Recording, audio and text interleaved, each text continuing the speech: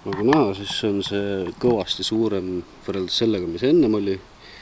Ja samamoodi hoiab tõsiselt siukest madalat profiili.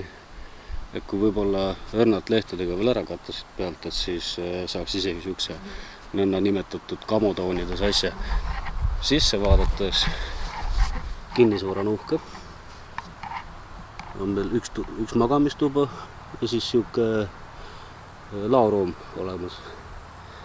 Vajadusel saab siin väga hästi ka tegelikult kahekesi magada, küll pikuti, mitte kõrvuti, aga oma öö saab siin väga edukalt ära veedetud. Nagu näha, siis me oleme nüüd